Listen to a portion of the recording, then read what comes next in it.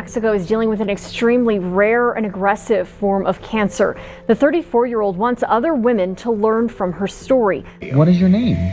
My name is Lisa Am Alvarado-Dominguez. Lisa Alvarado-Dominguez. Lisa Alvarado-Dominguez. Lisa Alvarado-Dominguez. Lisa Alvarado-Dominguez. I was born in El Paso, Texas at Providence Hospital, but I was raised my whole life in Chamberino, New Mexico. I had two parents. Unfortunately, my mother passed away 16 years ago from an astrocytoma, which is a brain tumor to the back right. I believe it's the back right lobe. My dad was an immigration worker. Well, he started with military. He met my mom in high school. They were high school sweethearts. They had my brother throughout that time, and then came this legacy along the way. Do you have any kids, and if so, how old are they? Yes, I have 5 beautiful babies. My oldest is 16. That's my son, Jeremiah. Then I have a 15-year-old daughter named Nevaeh. She's my band geek. She's following in my footsteps. Then there's my 13-year-old Jalen, who is my Spitfire and everything, and then some. She's like a shot of, what is it, that fireball? Fireball. It goes down smooth until you hit that, when you feel that burn come back. But she's just everything and then some. Then I have a 10-year-old daughter who's stationed with her father in Georgia. Good man. He takes really good care of my baby, so I'm very honored and blessed to have him in our lives. And then my youngest, she's 7 years old. She's the one that you see her pop up on my videos, and she's always waving. Lisa Alvarado-Dominguez has been dealt a tough hand, and now she's looking to raise awareness for her rare type of breast cancer. Till I have my last breath, I'm not giving up. Lisa Alvarado-Dominguez has been diagnosed with metaplastic squamous cell carcinoma, an extremely rare and aggressive form of cancer, something less than 1% of women have. She is in stage 3. I hit that 1% mark, and I even told my surgeon, why couldn't I have just won the lottery? You know, be that 1% there. But no, that's not the case. Her oncologist recommends she gets care at a Houston Cancer Center, as New Mexico currently lacks the specialists in the state who deal with this type of cancer. Lisa hopes to change that someday with her story. I'm hoping that bringing this type of awareness, I don't know, maybe I can be that one person that brings specialists to New Mexico, because maybe I'm not the only person here. Maybe there's going to be other people in the future that are going to need this type of assistance that don't have it, that don't have a family that can financially support them. Maybe we need to start making changes in New Mexico. But until then, Lisa, who has 5 kids, is looking for financial support to help get to MD Anderson Cancer Center. She has to pay a lot of money up front, which she simply doesn't have. But apparently there's going to be a lot more. They want to redo my biopsy, which tells me, you know, they want to get a better insight. They want to give me my second opinion. They want to redo a bunch more scans. All that costs money because the insurance I have is a New Mexico insurance. It's difficult for them to take out-of-state insurances. So it does add up. There's things that I do have to pay out of pocket. But Lisa is not going to go down without a fight. Take my hair. Take my hair, take my breasts, just don't take me. So when did you start noticing something different about your body? So, in all reality, the pain started coming back December of last year. I thought it was sciatica. It wasn't sciatica. And I held off because I'm like, with sciatica pain, it's a quick ibuprofen. But I didn't officially find out till June that my cancer had come back and it spread throughout my body. So that was my mistake, medical negligence, my mistake. In a sense, because I didn't follow through knowing what I know and what I've learned. So don't do the same mistake that I did. Something doesn't feel right, get checked. How did you react whenever they told you that it was actually cancer?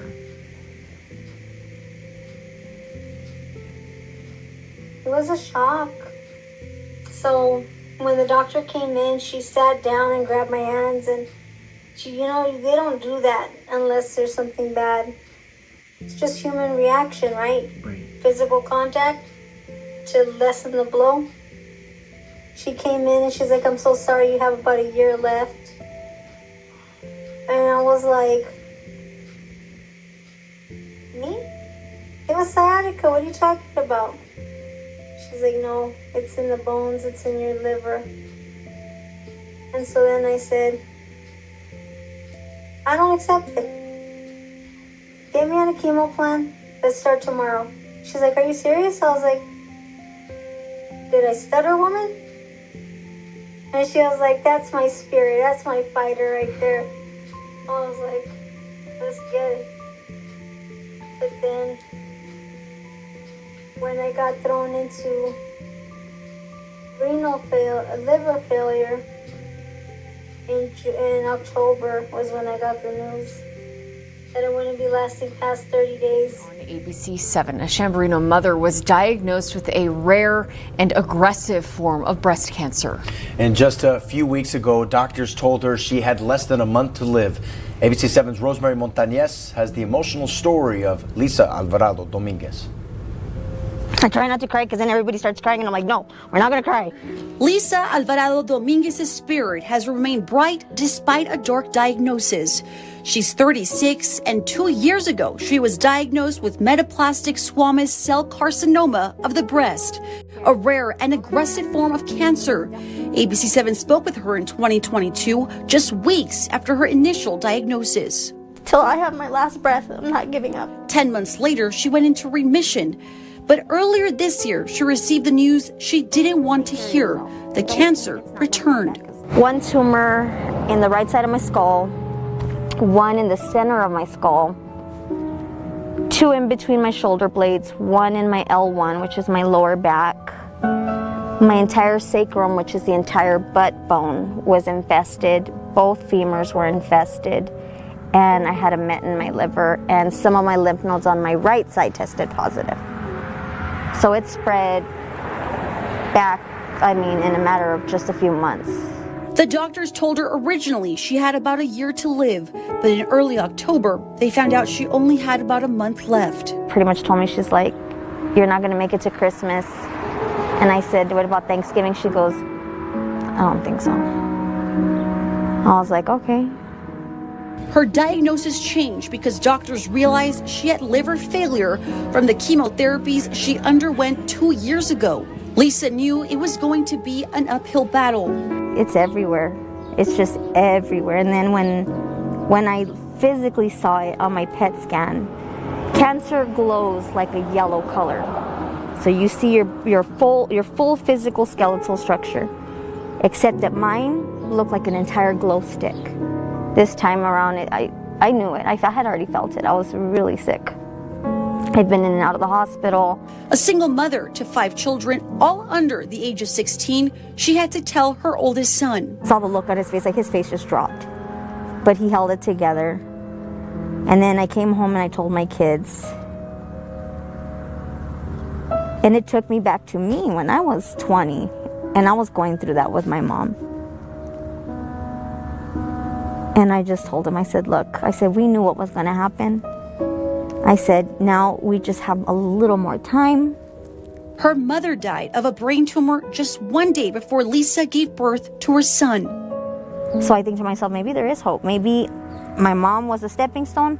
I'm another stepping stone. And maybe in the next 2, 3, 4 years, we'll find a chemo treatment that will help. Over the past few weeks, Lisa lived every day like it's her last. She has spent her final days soaking in time with her children. Dominguez. Hi. She's 7. They painted their home storage shed pink. Her kids say this is a way to memorialize her. Loved ones and strangers have stopped by to write messages of love and support. She was not fighting alone. And just a few weeks ago, her high school friends organized a fundraiser to raise money for her funeral expenses. Dozens of community members showed up. Honestly, I'm just divinely blessed. I've been through this journey before, and this time around, it's just crazy how everybody in the community just came out.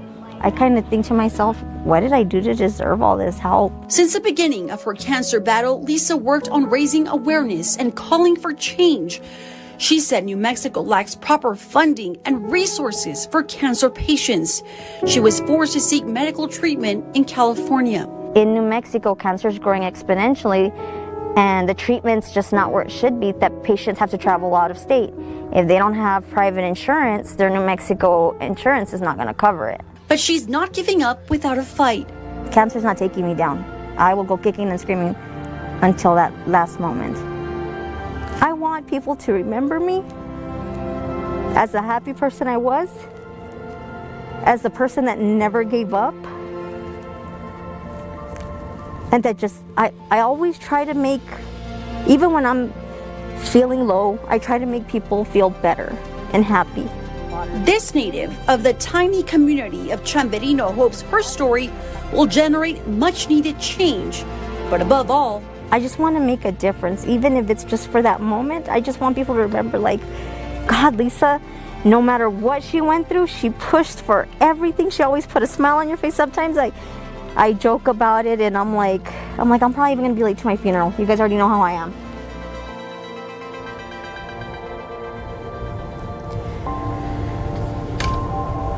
And tomorrow, October 25th, marks Lisa's 37th birthday. If you'd like to help cover some of her funeral and medical expenses, you can find a link to her GoFundMe at our website, kbia.com. My God, that was very emotional. I was like, yeah, there's no way, because you see my videos.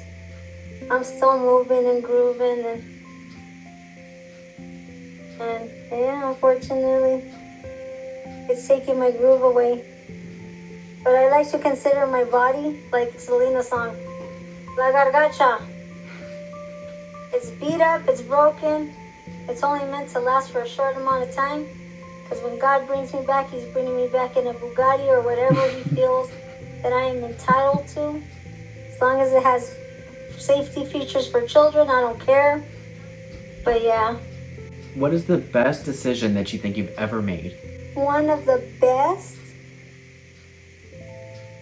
Fighting this and showing my kids that no matter what the outcome is, you are brave and strong, and it may not be exactly what you want in life, but there's nothing wrong with being afraid, but you live by faith, not by sight. How would you like to be remembered? I get asked this a lot, and it reminds me of the episode in Selena in the Netflix series. I want to be known as that high school girl.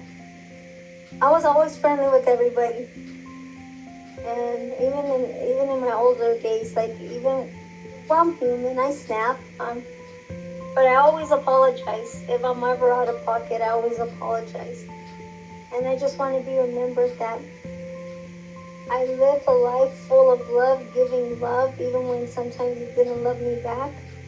But I don't regret any moments of it, because I gave everything that I had, wholeheartedly and wholeheartedly. And if I had, I say it now, if I had to go through this journey again, I would do things a little differently. But I would, because I know I'm strong enough to die again from this horrible disease. And if it buys someone else a fighting chance at a cure, and I can do that, I will not have gone down in vain. How do you cope with this situation? I'm sure it's extremely hard. It's hard, but I cry. I cry at times, and I'm like, I start to be like, God, why me? Why me? And then I think to myself, you know why. God doesn't give His strongest battles unless it's to His toughest warriors. And yeah, everybody says, I'm going to pray for a miracle. My miracle came 2 years ago, because in the state of New Mexico, less than 0.03% of people had my cancer. I beat it in 10 months. So my miracle came. It came. It just didn't come the way we all expected it to, but it arrived. My miracles have been coming. They haven't stopped. It hasn't been just one. It's been more than one. My kids, me still being able to work at one point while seeking treatment. while taking care of my kids. You know? The miracle's always been around. It's just we're so busy thinking of what we want that we don't see the bigger picture. Have you made peace with everything and everybody? Honestly, I have. I have put myself to the side and I've talked to people and I'm like, life is so short. Like, if this hasn't shown me anything, like, life is too short to just be sitting there bitter and angry. Love with all your heart, even if it doesn't come your way. Don't think that people aren't watching or noticing. And that's your relationship that you put in. Just like your relationship with God or your spiritual beliefs, that is your personal belief. Nobody should ever build you down, knock you down, tear you down. You are specially made for this world. So as long as you do what you gotta do and you're living right and happy, you're in peace. That's all that should matter. What is your current mindset on the situation, and also, how do you feel about dying? Honestly, I'm ready. I ask questions, right? Because I asked my doctor a lot of questions. Is it gonna hurt? She says no. But everybody's different, so I can't say that's a bold-faced lie. It's just, it's different for everybody. It hurts. And I don't want to hurt anymore. But I don't want my kids to hurt, but I think they've come to the understanding that I gotta do what I gotta do now for my body. Do you have any advice for somebody who has recently been diagnosed with cancer? Yeah. It is a scary shock punch in the gut that nobody ever expects to hear. But don't give up. Don't give up until you physically know in your body that it's time to. Your body's just a vessel that's just breaking down. Your body's a physical vessel that's just breaking down. It doesn't hold your spirit. That right there is that fire inside you. That's what makes you who you are. And it's okay if you get to a point where you want to give up, but make sure you have a support system. And I'm hoping that all my people that have been reaching out to me and following me, that they help and spread that love that I've been spreading, and that they show that support to those same people, because it was sad. Like, it's a sad thing. Like that girl from Utah, Erica. Like, it breaks my heart because she was so young. She left 2 kids behind. But you know what? She fought till the very end. And that is what I truly admire, because that's where that spirit and fire come from. And that's what she's going to leave for her babies. That's that legacy I talk about. So where she's at, I hope that when I get up there, we're there together, girl. We're there together. What hopes do you have for your family after you pass away? I just want my kids to graduate school. If they want to come back home, they can. They will have the way to come back home. I just want them to live happily. Don't get into a career where you're just doing it for the money. Do it because you love it. Do it with passion. Passion, love, hope, faith, strength. Live your life like that. Don't take the good times for granted. Take that PTO. That's what you've earned it. Take it. That is for you to rejuvenate your soul. Live your life for me. Go to the beach, get sand in the crack of your behind, and think of me. Take a shot of tequila if that's what it takes. Think of me. Or Malibu rum's good too.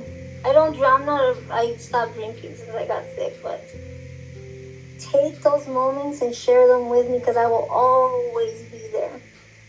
Is there anything that you would like to share with the world in your final moments? Support everyone. Love one another. Do not stay angry for that one moment. Don't let that one moment take that whole entire day, all those hours, minutes, seconds. Don't do that. Don't let it change who you are. We're all made beautiful. But just live a happy life. If somebody doesn't want to see you happy, that's their problem. Let them work it out themselves. But you keep being the beautiful version of yourself every single day, because I'll be watching. And I'll be smiling down and saying, see, I knew it. I really do appreciate you giving me this opportunity to do this for you, and I'm just very excited to share your message with the world. And you do have a GoFundMe, so I'm going to link that in this video description. And I just want to say thank you so much again, and I'm going to be praying for you and hoping that you have a very peaceful transition in your departure. Thank you. You're an amazing person. I've been watching you Thank you so much. when I don't go to sleep, so you keep doing you and just let your light shine. Thank you so much. And I will be thinking about you for the rest of my life. I do appreciate it. Thank you so much. Thank you. Take care. You too. Bye-bye.